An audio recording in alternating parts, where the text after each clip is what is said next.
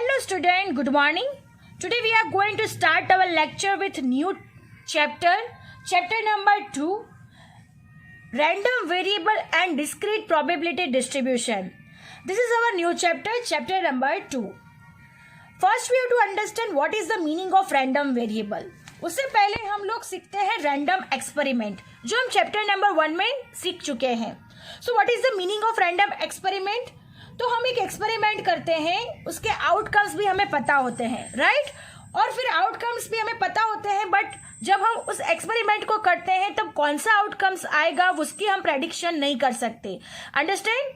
अगर हम एक एक्सपेरिमेंट करते हैं, एक डाइस को थ्रोन किया गया, ये हमारा क्या हो गया? Random experiment. उसके आउटकम्स हमें पता है कि 1 2 3 4 5 6 these are the outcomes of dice, right? अब हम उस डाइस को थ्रोन करते हैं, तब डाइस पे कौन सा नंबर आएगा वो हम प्रेडिक्ट नहीं कर सकते, right? This is called random experiment. अब हम समझते हैं कि what is the meaning of random variable. So random variable, उसका मीनिंग है real value of random experiment is called random variable. अब हम इसे लिख के एग्जाम्पल से अच्छी तरह से समझते हैं what is the meaning of random variable. So let us start our lecture.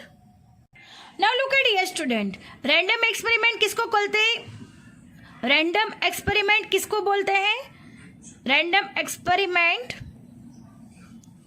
मतलब कोई भी एक्सपेरिमेंट जो हम करते हैं, बराबर, उसका हमें सैंपल स्पेस कौन से आउटकम्स आने वाले वो हमें मालूम होता है, बट कौन सा आउटकम्स आएगा वो हम प्रेडिक्ट नहीं कर सकते.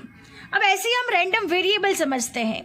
रैंडम वेरिएबल, ध्यान से सुनना, रैंडम वेरिएबल का मीनिंग क्या है? तो random variable real value of random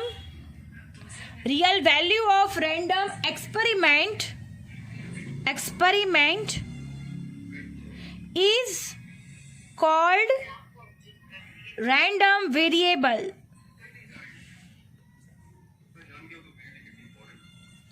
इसका मीनिंग क्या है? Real value of random experiment is called random variable. यानी रैंडम एक्सपेरिमेंट की जो रियल वैल्यू होती है उसको क्या कहा जाता है? Random variable. अब हम रियल वैल्यू, उसका मीनिंग क्या है, सबसे पहले ये सीखेंगे. What is the meaning of real value? तो सबसे पहले हम एक एग्जाम्पल लेते हैं. अब हम एक एग्जाम्पल ले लेते हैं. टॉस 2 कॉइन्स साइमल्टेनियसली, यानी 2 कॉइन्स को क्या करने हैं? टॉस करने हैं. तो अब हम इसका सैंपल स्पेस लिखते हैं. तो यहाँ पे हम सैंपल स्पेस कैसे लिखेंगे? तो sample space is equal to 2 coin को टॉस करना है, तो उस पर कौन कौन से आउटकम्स आ सकते हैं? तो HH आ सकता है, देन HT आ सकता है, देन TH आ सकता है, और लास्ट में आ सकता है TT. Understand? These are the outcomes. Understand? These are the outcomes of a random experiment. यानी 2 कॉइन को टॉस किया है और उसके सैंपल स्पेस आ रहा है HH, HT, TH और TT. नाउ अब हम एक x is equal to denotes करते हैं. x इज इक्वल टू लेते हैं number of heads. x is equal to हमने लिया है नंबर ऑफ हेड्स. अब हम x is equal to number of heads में सबसे पहला जो आउटकम्स है HH, वो कितने टाइम्स आ रहा है? 2 टाइम्स आ रहा है, राइट? देन x, दूसरा जो आउटकम्स है HT, कितने टाइम्स आ रहा है? तो H 1 टाइम आ रहा है. देन x, नेक्स्ट है हमारा TH. H कितने टाइम्स आ रहा है? तो 1 टाइम आ रहा है. और फिर x है TT. तो TT कितने टाइम्स आ रहा है? TT में कोई H नहीं आ रहा, तो क्या हो जाएगा? H is equal to 0. यानी हमारा x में जो कहा गया है उसी तरीके से हम लोग सैंपल स्पेस उसके x इज इक्वल टू करके बनाएंगे. तो x इज इक्वल टू कहा गया है नंबर ऑफ हेड्स. तो हेड्स यहाँ पे 2 टाइम्स आ रहा है तो 2 टाइम्स, 1 टाइम आ रहा है तो 1 टाइम, 1 टाइम आ रहा है तो 1 टाइम, और TT मतलब एक भी टाइम यहाँ पे हेड्स नहीं आ रहा, तो ये क्या हो जाएगा? 0. अब ये जो हमें 2 1 और 1 0 ये जो नंबर मिल रहे हैं उसको क्या कहा जाएगा? Real value. क्या कहा जाएगा? Real value. Understand? What is the meaning of real value?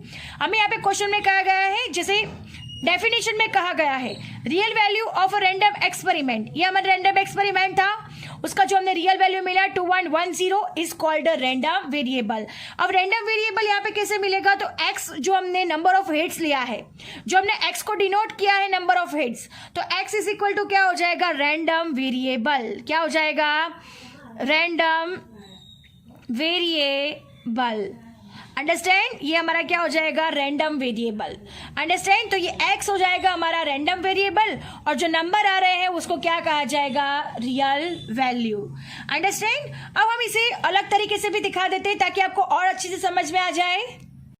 सो हम यहाँ पे एक राउंड ड्रॉ करते हैं, इसको हम बोलेंगे सैंपल स्पेस। तो इसको क्या बोलते हैं, सैंपल स्पेस। सैंपल स्पेस में जो भी आउटकम्स है वो लिख देते हैं HH, TH, HT, TT, और उसमें से हम लोग नंबरिंग यहाँ पे लिखते हैं 2, 1 और 0, राइट। तो ये हमारा क्या हो गया, आउटकम्स। अब HH, so look at dear student, HH यानी 2 टाइम्स आ रहा है तो ये 2 टाइम्स ज्वाइंट होगा 2 टाइम्स पे। ये 1 टाइम आ रहा है तो दोनों 1 टाइम पे ज्वाइंट होंगे 1 पे। और TT यानी 0 यानी एक भी बार H नहीं आ रहा, राइट। तो ये हमारा क्या हो गया, ये जो हमने जो सैंपल स्पेस बनाया हुआ है वो हमारा क्या हो जाएगा, डोमेन हो जाएगा। क्या हो जाएगा, डोमेन। और ये हमारा क्या होगा, रेंज। क्या हो जाएगा, रेंज। ये हम 11th स्टैंडर्ड में हम लोग सीख चुके हैं, फंक्शन रिलेटेड है ये डोमेन हो जाएगा और ये क्या हो जाएगा, रेंज हो जाएगा। अंडरस्टैंड। तो 0, 1, 2 ये जो आंसर आ रहा है 0, 1, 2 जो रियल नंबर्स मिल रहे हैं is a subset of real number. इसको क्या कहा जाएगा, subset of real numbers. Understand, this is called subset of real numbers. तो आपको क्लियर हो गया होगा कि what is the meaning of random variable. तो real value of random variable, random experiment, जो रैंडम एक्सपेरिमेंट होता है उसकी जो रियल वैल्यूज होती है उसे क्या कहा जाता है, random variable. Real value of random experiment is called random variable. Understand? Now moving to the next topic. Next topic पे जा रहे हैं। तो 2 टाइप्स के रैंडम वेरिएबल होते हैं। तो सबसे पहले हम समझते हैं 2 types of random variable. 2 types of random variable. तो कौन से टाइप्स के होते हैं, तो सबसे पहले होता है डिस्क्रीट रैंडम वेरिएबल। कौन सा होता है, discrete random variable. So listen it carefully, discrete random variable. तो रैंडम वेरिएबल में जो रियल वैल्यू आ रही है, हम लोगों ने अभी रैंडम वेरिएबल में रियल वैल्यू के बारे में सीखा कि एक्सपेरिमेंट करने से जो रियल वैल्यू मिलती है 0, 1, 2 जो भी हमारी रियल वैल्यू आ रही है वो काउंटेबल रहेगी। वो काउंटेबल होगी, कैसे होगी, तो फाइनाइट से भी होगी और इनफाइनाइट, दोनों तरीके से कैसी होगी, काउंटेबल होगी। यानी फाइनाइट और इनफाइनाइट। और कैसी होगी, काउंटेबल होगी। कैसी होगी, काउंटेबल होगी। तो उसे क्या कहा जाएगा, डिस्क्रीट रैंडम वेरिएबल। उसको क्या कहा जाएगा, डिस्क्रीट रैंडम वेरिएबल। अंडरस्टैंड। यानी जो रियल वैल्यू आ रही होगी वो कैसी होगी, काउंटेबल होगी, फाइनाइट होगी या इनफाइनाइट होगी, दोनों तरीके से कैसी होगी, काउंटेबल होगी। तो उसे क्या कहा जाएगा, डिस्क्रीट रैंडम वेरिएबल। अंडरस्टैंड। अब डिस्क्रीट रैंडम वेरिएबल के कई एग्जांपल्स हम लोग देख लेते हैं। तो एग्जांपल तरीके से होता है number of children per family, वो हम काउंट कर सकते हैं। तो यहाँ पे लिख देते हैं एग्जांपल में लिख देते हैं number of children per family, ये हम काउंट कर सकते हैं, right. Number of children per family, right. And then getting number of heads when coin is toss thrice times, यानी अगर कॉइन को थ्राइस टाइम्स अगर हम उसको टॉस करेंगे तो कितने टाइम्स हेड्स आएगा वो भी हम काउंट कर सकते हैं।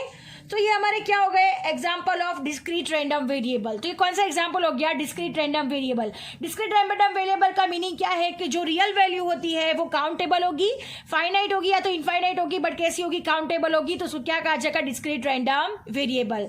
अब नेक्स्ट दूसरा टाइप्स है कंटिन्यूअस रैंडम वेरिएबल। अब सेकंड है continuous random variable. So continuous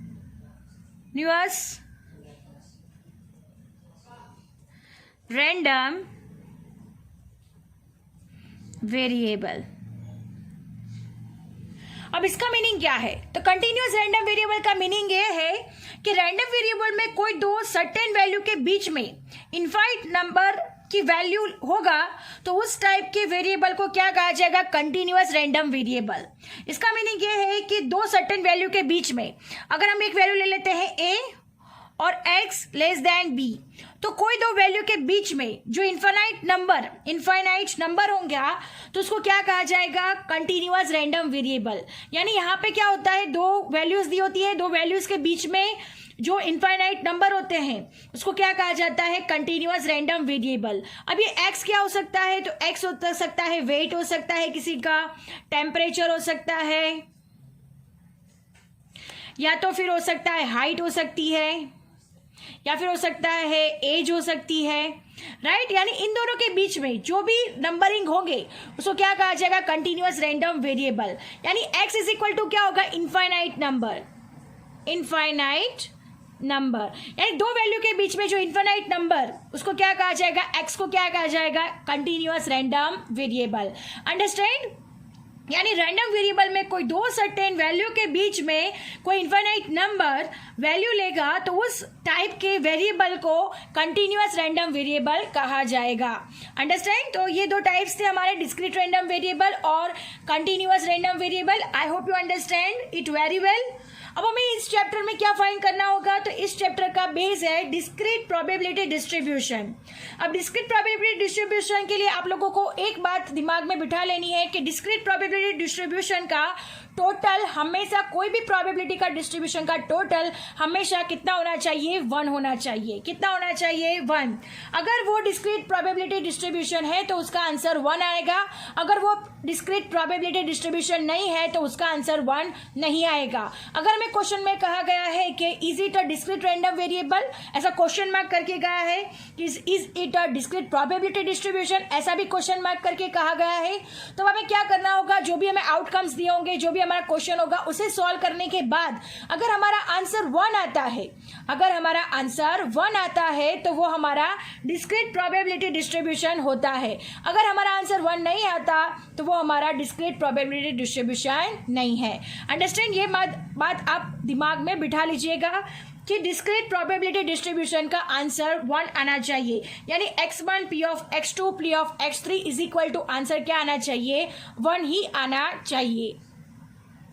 now look at dear student, discrete probability distribution जो मैंने आगे कहा उस तरीके से उसका टोटल कितना आना चाहिए, 1 आना चाहिए। तो यहाँ पे हम लोग पढ़ते हैं, suppose probability of a discrete random variable x is p of x is equal to x1 is equal to p of x1 if for I is equal to 1 2 3 dot dot n p of x1 greater than 0 and sigma p of x1 is equal to 1। ये हमें क्या दिया गया, equation दिया गया है। Then इसका answer क्या आना चाहिए, 1 आना चाहिए। यानी डिस्क्रीट प्रोबेबिलिटी डिस्ट्रीब्यूशन हो उसकी एक कंडीशन है, यानी जो x1 हो, x2 हो, x3 हो, कोई भी वैल्यू आपको क्वेश्चन में दी गई होगी उसका आंसर टोटल कितना आना चाहिए, 1 आना चाहिए। तभी हमें डिस्क्रीट प्रोबेबिलिटी डिस्ट्रीब्यूशन की जो कंडीशन है वो फुलफिल होगी।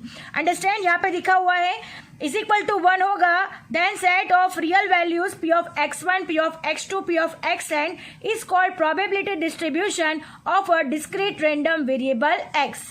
अंडरस्टैंड। ये टेबुलर फॉर्म में दिया हुआ है, ये सिर्फ हमें समझना है। अभी इसको कैसे अप्लाई करते हैं तो जब हम सम स्टार्ट करेंगे तब अच्छे से सीख जाएंगे कि इसको कैसे अप्लाई किया जाता है। अंडरस्टैंड। अभी तो आपको यही सीखना है कि डिस्क्रीट प्रोबेबिलिटी डिस्ट्रीब्यूशन किसे कहा जाता है।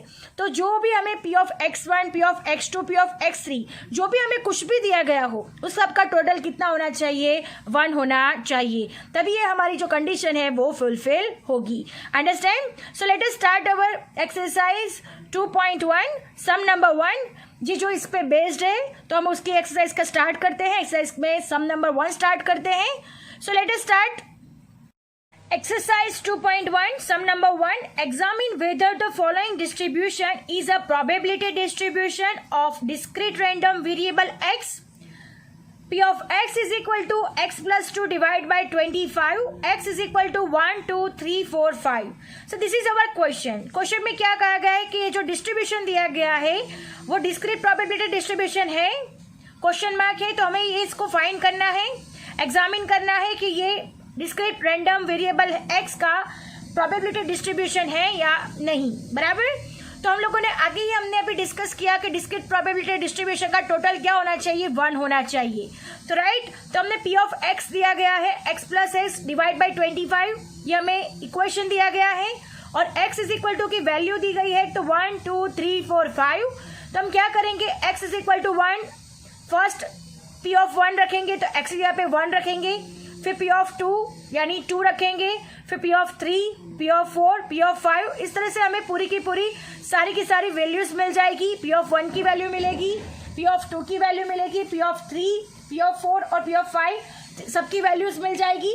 फिर जो वैल्यू मिलेगी उसको क्या करेंगे हम लोग, टोटलिंग करेंगे, उसके बाद डिसाइड करेंगे कि डिस्क्रीट रैंडम वेरिएबल x यानी डिस्क्रीट प्रोबेबिलिटी डिस्ट्रीब्यूशन है या नहीं है। So let us start our सम।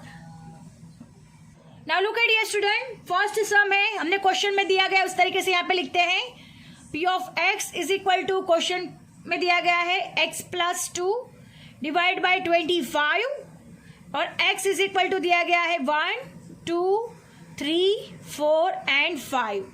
अब हमें क्या करना है, जो x इज इक्वल टू 1 2 3 4 5 दिया गया है वो बारी बारी से x यहाँ पे रखेंगे। तो यहाँ पे लिखते हैं putting x is equal to 1 2 3 4 और 5। x यहाँ पे क्या रखना है, 1 2 3 4 5 बारी बारी से रखना है। तो सबसे पहले p ऑफ 1 रखेंगे, सो 1 प्लस 2 डिवाइड बाई 25, तो आंसर आएगा 3 बाई 25। अब नेक्स्ट है p of 2, 2 plus 2 divide by 25, answer आएगा 4 बाई 25, राइट। देन नेक्स्ट है p of 3, so 3 plus 2 divide by 25, 5 by 25, right. Then p of 4 रखते हैं, p of 4 is equal to 4 by plus 2 divide by 25, 4 plus 2 divide by 25 यानी 6 by 25। Then p of 5, last वाला digit रखते हैं, 5 plus 2 divide by 25, so answer आएगा 7 by 25। तो हमने सारे के सारे वैल्यूज फाइंड कर लिए हैं। सो p of 1, p of 2, p of 3, p of 4 और p ऑफ 5, हर एक की डिजिट पर x की यहाँ पे जो भी वैल्यू रखना था वो रख के हमने सारे के सारे डिजिट्स हमने फाइंड कर लिए हैं। अब हम क्या करेंगे, now by the definition of discrete probability distribution we must have, now look at here student, now by the definition of discrete probability distribution we must have, दो कंडीशन होने चाहिए। फर्स्ट कंडीशन है p of x is greater than 0, यानी 0 से बड़ा होना चाहिए p of x। तो यहाँ पे आप देख सकते हो 0 से बड़े सब थे 1 2 3 4 5, ये सब के सब बिगर है, ये फर्स्ट कंडीशन फुलफिल होती है। और सेकंड कंडीशन होती है sigma px is equal to 1, यानी जो px का टोटलिंग होगा वो कितना होना चाहिए, 1 होना चाहिए। अंडरस्टैंड। तो अब हम लिखते हैं now p of x1 is greater than 0, 0 से ग्रेटर देन है तो कैसे पता चलता है, तो for i is equal to 1 2 3 4 5 जो हमें क्वेश्चन में दिया गया है। सो ये कंडीशन यहाँ पे फुलफिल होती है। अब दूसरी कंडीशन हमारी क्या है, p of x1 is equal to 1 आना चाहिए। तो हम लिखते हैं sigma p of x i is equal to, answer कितना आना चाहिए, 1 आना चाहिए। तो xi में लिखते हैं p of 1 plus p of 2 plus p of 3 plus p of 4 plus p of 5 is equal to, answer कितना आना चाहिए, 1 आना चाहिए। अब हमने जो भी वैल्यूज फाइंड की है 1 2 3 4 5 रख के वो सारी वैल्यूज यहाँ पे रख देंगे। लुक एट हियर स्टूडेंट, जो हमने ये वैल्यू फाइंड किया हुआ है ये सारा वैल्यू हम लोग रख देंगे।